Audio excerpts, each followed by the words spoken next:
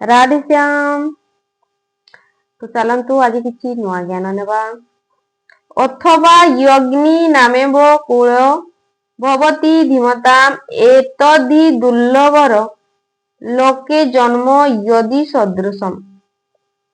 ଯଦି ଶ୍ରୀମାନଙ୍କ ଗୃହରେ ଜନ୍ମ ନ ହୋଇପାରେ ତେବେ ସେ ସ୍ଥିର ବୁଦ୍ଧିଯୁକ୍ତ ଯୋଗୀମାନଙ୍କ କୂଳରେ ପ୍ରବେଶ କରିଥାଏ।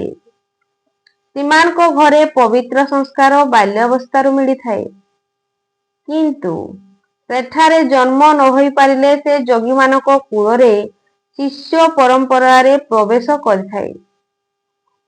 କବିର ତୁଳସୀ, ରୌଦାସ, ବାଲ୍ମୀକି ଇତ୍ୟାଦିକୁ ଶ୍ରଦ୍ଧାଚରଣ ଶ୍ରୀମାନଙ୍କ ଗୃହରେ ଜନ୍ମ ହୋଇନାହିଁ, ଯୋଗୀମାନଙ୍କ କୂଳରେ ପ୍ରବେଶ ମିଳିଥିଲା। ସଦ୍‌ଗୁରୁଙ୍କ କୂଳରେ ସଂସ୍କାର ପରିବର୍ତ୍ତନ ମଧ୍ୟ ଗୋଟିଏ ଜନ୍ମ ଅଟେ ଏବଂ ଏପରି ଜନ୍ମ ସଂସାରରେ ନିଃସନ୍ଦେହ ଅତି ଦୁର୍ଲଭ ହୋଇଥାଏ। ଯୋଗୀମାନଙ୍କ ଏଠାରେ ଜନ୍ମର ଅର୍ଥ ତାଙ୍କର ଶରୀର ଦ୍ୱାରା ପୁତ୍ର ରୂପରେ ଜନ୍ମ ହେବା ନୁହେଁ। ଗୃହତ୍ୟାଗ ପୂର୍ବରୁ ଜନ୍ମ ହେଉଥିବା ବାଳକ ମୋହବଶରେ ମହାପୁରୁଷକୁ ପିତା ମାନୁଥିଲେ ମଧ୍ୟ ପୁରୁଷଙ୍କ ନିମନ୍ତେ ପରିବାର ନାମରେ କିଏ ନଥାନ୍ତି? ଯେଉଁ ଶିଷ୍ୟ ତାହାଙ୍କ ମର୍ଯ୍ୟାଦାମାନଙ୍କର ଅନୁଷ୍ଠାନ କରିଥାନ୍ତି, ତାହାର ମହତ ପୁତ୍ରଠାରୁ ମଧ୍ୟ ବହୁ ଗୁଣରେ ମାନ୍ୟତା ରହିଥାଏ। ସେ ହିଁ ସେହି ମହାପୁରୁଷଙ୍କ ପ୍ରକୃତ ପୁତ୍ର ହୋଇଥାଏ। ଯିଏ ଯୋଗ ସଂସ୍କାର ଯୁକ୍ତ ନୁହେଁ, ତାହାଙ୍କୁ ମହାପୁରୁଷ ନିଜ ପାଖରେ ରଖିନଥାନ୍ତି। ପୂଜ୍ୟ ଗୁରୁ ଭଗବାନ ଯଦି ସାଧୁ ସଂଗଠନ କରିଥାନ୍ତେ, ତେବେ ହଜାର ସଂଖ୍ୟାରେ ବିରକ୍ତ ତାହାଙ୍କ ଶିଷ୍ୟ ହୋଇଯାଇଥାନ୍ତେ।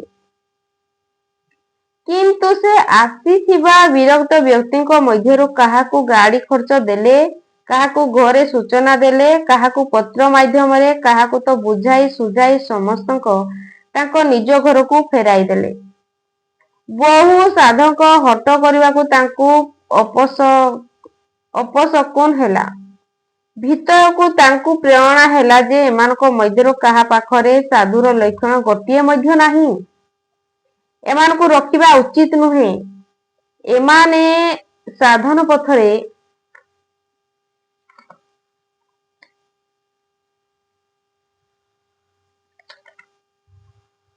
ପାର ହେବେ ନାହିଁ। ଓ ନିରାଶ ହୋଇ କିଛି ଲୋକେ ପାହାଡ଼ରୁ ଡେଇଁ ନିଜର ଜୀବନ ବିସର୍ଜନ କରିଦେଲେ। କିନ୍ତୁ ମହାରାଜାଜୀଙ୍କ ସେମାନଙ୍କ ମଧ୍ୟରୁ କାହାରିକୁ ରଖିଲେ ନାହିଁ।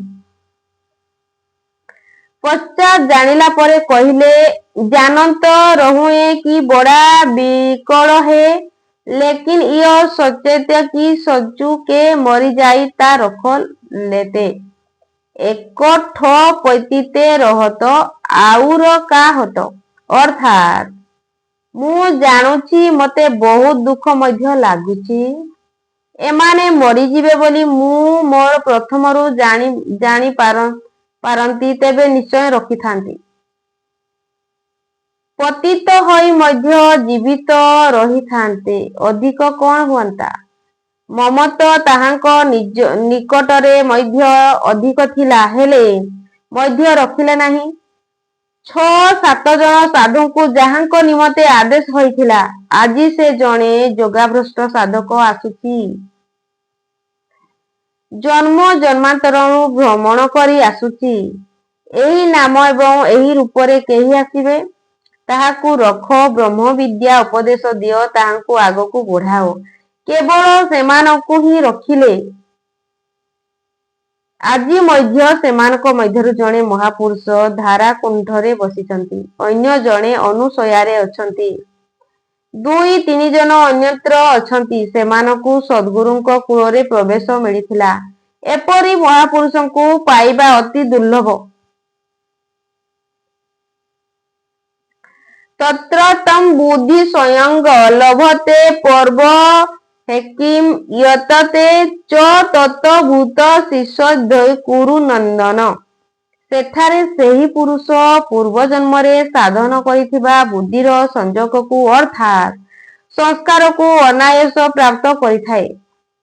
हे କୁରୁନନ୍ଦନ, ପୂର୍ବଜନ୍ମ ସଂସ୍କାରର ପ୍ରଭାବ ଦ୍ୱାରା ସେଇ ପୁରୁଷ ପୁଣି ସଂସୈଧ୍ୟ ଭଗବତ୍ ପ୍ରାଣୀ ସ୍ତୂପୀ ପରମ ସିଦ୍ଧି ନିମନ୍ତେ ପ୍ରୟତ୍ନ କରିଥାଏ। ତ ଆମେ ପୁଣି ଆଗକୁ ପଢିବା ଭଗବାନ କଣ ଜ୍ଞାନ ଦଉଛନ୍ତି। ଭିଡିଓ ଯଦି ପସନ୍ଦ ଆସିଛି ଲାଇକ୍ ସେୟାର ସବସ୍କ୍ରାଇବ ନିହାତି କରିବେ। ରାଧେ ଶ୍ୟାମ।